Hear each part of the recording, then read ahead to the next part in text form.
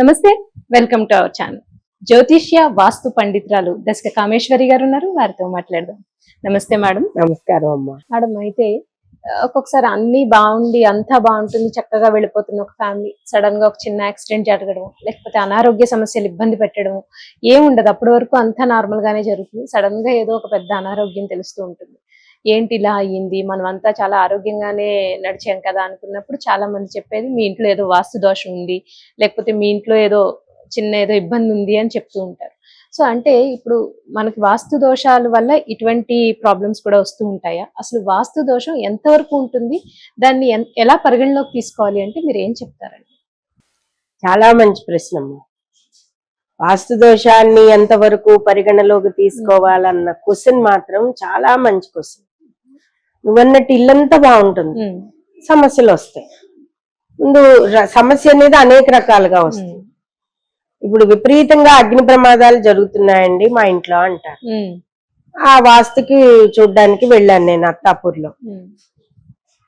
ఎందుకు జరుగుతుంది? ఇల్లంతా చక్కగా ఉంది, ఏది పడగొట్టి ఏది కట్టడానికి ఏదైనా పడగొట్టేయమంటారండి?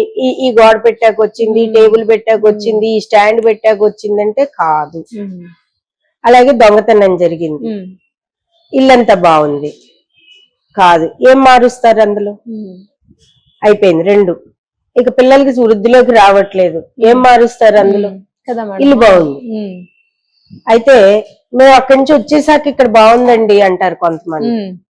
దానికి ఏంటి? అది కూడా ఇప్పుడు అనుకోవాలి. అద్దెళ్లలో కూడా కొన్ని ఇళ్లు బాగున్నాయి, కొన్ని ఇళ్లు బాగాలేదు. ప్రతి మనిషికి కూడా దశ దిశ అనేది ఉంటుంది. దశ జాతక చక్రంలో నక్షత్రం ద్వారా అతని వయసు ఉన్నంత కాలం దశ నడుస్తూ ఉంటుంది. అతని జాతక చక్రంలో ఉండే దశలు అంటే ఆ నక్షత్ర పరంగా అతనికి నడుస్తున్న దశలు ఒకటి తర్వాత ఒకటి వచ్చేవి ఇచ్చే ఫలితాన్ని బట్టే నువ్వు ఉన్న ఇంట్లో ఉండే దాని ఫలితం కూడా ఆధారపడి ఉంటుంది.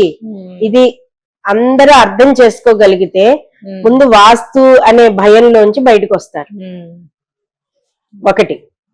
రెండోది, స్థల ప్రభావాన్ని ఎప్పుడు తీసుకోవాలి అంటే దశ బాగుండి దిశ బాగున్నప్పుడు అప్పుడు స్థల ప్రభావం అనేది ఉంటుంది. ఇప్పుడు కొంతమంది ఉన్నారు, ఉదాహరణకి ఎవరిని నేను పోల్చట్లేదు. నేను ఒక దేవాలయానికి వెళ్ళినప్పుడు దాదాపుగా 5 సార్లు అక్కడ కళ్యాణం చేసినప్పుడు 5 సార్లు కూడా నాకు ఎఫెక్ట్ అయింది, రివర్స్ ఎఫెక్ట్ అయింది ఇంటికి రిటర్న్ వెళ్తుంటేనే. ఇప్పుడు గుడి స్థల ప్రభావం అనుకోవాలా, గుడి దోషం అనుకోవాలా, మరి ఒకే చోట ఎందుకు అనుకోవాలి అంటే మా గురువు గారు ఒకటే చెప్పారు. అది ఎందుకో నీకు అది చేసిన 5 సార్లు కూడా చాలా పెద్ద పెద్దవే ఫేస్ చేశాను. ఇంకా అసలు అవి చెప్పడానికి కూడా వీలు లేనంతగా. కానీ నేనేమి అక్కడికి వెళ్ళడం మానలేదు, వాళ్ళ కళ్యాణం చేయడము మానటలేదు, ఏం ఒక 5 సార్లు మాత్రం ఎఫెక్ట్ అయింది. దానికి ఒక రెమెడీ చెప్పడం జరిగింది. అంటే స్థల ప్రభావమా? ఆ 5 సార్లు జరగడానికి నాకు జరుగుతున్న దశే కారణం అయ్యింది. ఆయన అదే చెప్పారు, మా గురువు గారే చెప్పారు. చదువు చెప్తున్నప్పుడే ఇది జరిగింది నాకు, దశే కారణం. మరి ఇంకా చాలా చేస్తున్నా, అదే దేవుడికి చేస్తున్నా, అదే దేవాలయంలో సర్వీస్ చేస్తున్నాం, అన్ని చేస్తున్నాం. ఇంకో చోట చేయించుకున్నప్పుడు రాంది అక్కడ ఎందుకు వచ్చింది అంటే ఆ వెళ్లే సమయం బాగోపోవచ్చు, అంతే తప్ప ప్రతిదీ కూడా వాస్తునే ఆపాదించడానికి లేదు. నెంబర్ 3, ఈ పాయింట్ కరెక్ట్ గా వినండి. ఎవరైనా సరే నేను కోరుకుంటున్నది ఏంటంటే అనవసర భయాందోళనకు వెళ్ళి పిచ్చి పిచ్చిగా ఇల్లులు తవ్వించేసి అటు ఇటు కట్టి ఇటు అటు కట్టి ఇవన్నీ చేయడం వలన మన కర్మదోషాలు తొలగిపోవు. ముఖ్యంగా ఇంట్లో ఏమన్నా జరుగుతున్నాయి అంటే పండితుల ద్వారా తెలుసుకోండి. ఇంకా జరగట్లేదు అవ్వట్లేదు అంటే ఒకసారి ఇల్లు చూపించుకోండి. మరి ఇంట్లో అంత బాగుంది అయినా ఇవన్నీ జరుగుతున్నాయంటే అది ఏమిటి అన్నది మూడోసారి మనం ఆలోచించుకోవాలి. ఇది ఎప్పటితో తొలుగుతుంది అన్న దానికి మనం ఆలోచించుకోవాలి. అది మూడోది. అసలు మూడో దానికి ఇప్పుడు మన టాపిక్ లో కూడా వెళ్ళద్దు. కానీ వాస్తులో దశ ప్రధానమైనది, దిశ అన్నది 10%. చాలా మంచి విషయం చెప్పారు. 10% తీసుకోవాలి, దశ 90% తీసుకోవాలి. ఇప్పుడు ఇవాళ రేపు ఇళ్ళులన్నీ కూడా 100% వాస్తు అని కడుతున్నారమ్మా. బిల్డర్స్ అందరూ పెద్ద పెద్ద బిల్డింగులు కట్టేస్తున్నారు, ఉత్తరానికి బాత్రూమ్లు పెడుతున్నారు, టాయిలెట్లు. అది చాలా తప్పు. ఇక్కడ వాస్తు దోషాలు చెప్తున్నాను మీకు. ఇప్పటిదాకా ఎంతవరకు తీసుకోవాలో చెప్పాను, ఇప్పుడు దోషాలు చెప్తున్నా. ఇళ్లలో బాత్రూమ్లు టాయిలెట్లు కట్టుకోవచ్చా? గర్భంలో ఎప్పుడైనా కట్టుకోవచ్చా? నెట్టింట్లో కట్టుకోవచ్చా? మరి ఎందుకు కడుతున్నారు? మరి అదే కదా వాస్తు దోషం, పెద్ద వాస్తు దోషం అదే. ఇప్పుడు ఎవరు అలా దొడ్లో కొంచెం ఇంటికి బాత్రూమ్లకి ఒక గడప దాటి ఇలా వెళ్ళడానికి కూడా ఉంటే అద్దెలకు కూడా రావట్లేదు. చక్కగా అలాంటి ఇళ్ళు ఉంటే అద్దెలకు వెళ్ళిపోండి అందరూ కూడా, నేను చెప్తున్నాను. మరి అది కట్టచ్చా? మరి అది వాస్తు దోషమే కదా. అసలు ప్రధానంగా బాత్రూమ్లే నువ్వు నెట్టింట్లో కట్టుకున్నప్పుడు, పైగా కుబేర స్థానంలో కట్టుకుంటున్నప్పుడు, ఉత్తరంలో కట్టుకుంటున్నప్పుడు, వంటగది పక్కన కట్టినప్పుడు, మరి వంటగది పక్కన దేవుడు ఉండాలి కట్టినప్పుడు, ఇవన్నీ వాస్తు దోషాలే కదా.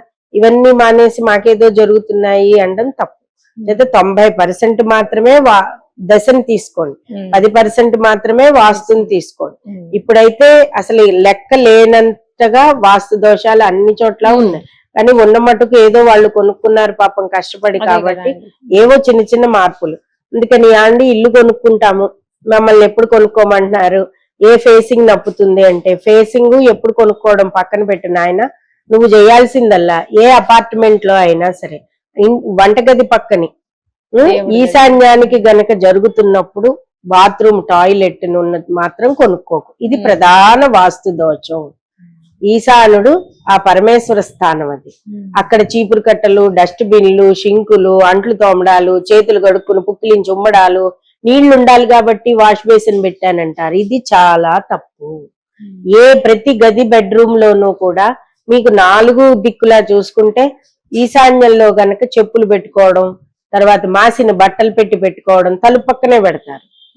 తర్వాత బట్టలు తగిలించడం, ఇలాంటివన్నీ చేయొద్దు. ఆ ప్లేస్ ఎప్పుడు ఏ రూమ్ లో ఈశాన్య స్థానం నీట్ గా ఉన్నా, ఇంటి మొత్తానికి ఈశాన్య స్థానం నీట్ గా ఉన్నా, ఇంటి మొత్తం 4 గదులు హాల్లో సింహద్వారం పక్కన ఈశాన్య స్థానం నీట్ గా ఉన్నా చాలు. రెండవది, ఇంకా వాస్తు దోషాల్లో కొంతమంది ఏం చేస్తారు, దొంగలు పడగానే ఆ మెట్లు తెచ్చి ఈ మెట్లు ఈ పక్కకు పెడతారు. ఆ దొంగలు అనేది శుక్రుడి వల్ల కూడా పడతాడు. ఎలా ఇచ్చాడో ఆయన సంపద అలాగే పట్టుకెళ్తాడు. కాబట్టి ఆ దశ చూసుకోవాలి, పండితుల ద్వారా దశ చూడాలి. ఈ సమయంలో కాస్త ఇంట్లోనే ఉండిన ఆయన, దొంగల భయం ఉంది, జాగ్రత్తగా ఉండు, కాస్త ఏదో పూజ చేసుకో అంటారు. అంచేత వాస్తు దోషాలు ఉన్నా కూడా సాధ్యమైనంత వరకు ఉత్తర ఈశాన్యాలలో, అలాగే కుబేర స్థానంలో టాయిలెట్లు లేకుండా చూసుకుంటే ఇది గొప్ప వాస్తు ఉన్న ఫ్లాట్, ఇల్లు అని ఈ కాలంలో చెప్పుకోవచ్చు. ఒకప్పుడు కాలంలో లేవు కాబట్టి ఈ కాలంలో గొప్ప ఇల్లు ఏది అంటే ఇదేనమ్మా. ఇది చూసిన తర్వాత మేడం మరి మేము ఇది ముయ్యడానికి లేదండి, ఈశాన్యానికి ఇలా జరిపిచ్చేసాడు, మేము ఇక్కడ దేవుణ్ణి పెట్టుకోవాలి అంటే, ఏ వాషింగ్ మిషన్ పడేసుకోమ్మా, కమౌట్లు అవి లేదా కమౌట్లు తీయించేస్తున్నారు, అదొక రూమ్ కింద పెట్టుకుని అందులో ఏదన్నా డంపింగ్ చేయకండి, అక్కడ ఏం ఉండకూడదు. కాబట్టి మరి పైన వాళ్ళు వాడింది మనకి ఇబ్బందే కదా, లేదని ఏదో ఊరికే తేలికపాటి సామాన్లు పెట్టుకుని వాడకండి అని చెప్పడం జరుగుతుంది. కాబట్టి వాస్తు అనేది 10%, 90% ఏమో మన నక్షత్ర దశ పరంగా. కానీ ఇవాళ ఎక్కడా కూడా వాస్తు అనేది కరెక్ట్ గా మనం ముందుకు వెళ్ళటం లేదు. కాబట్టి ఉత్తర ఈశాన్యాలలోను అలాగే కుబేర స్థానంలోను ఎప్పుడూ కూడా టాయిలెట్లు లేకుండా ఉన్న ఫ్లాట్స్ మాత్రం చూసుకుంటే మీకు అది 100% వాస్తు ఉన్నది. వాస్తు గురించి చాలా చక్కగా వివరించారు. వాస్తు 10% మాత్రమే, మిగిలిందంతా మన దశ అని చెప్పారు. సో అంటే చాలా మంది వాస్తు భయాలు ఉన్న వాళ్ళంటే ఏమన్నా దోషాలు ఉన్నాయేమో అని భయపడే వాళ్ళు, వాళ్ళ దశ బాగుండాలి, అది కూడా చూపించుకోవాలి అనేది చాలా దీనికి రిలేటెడ్ క్వశ్చన్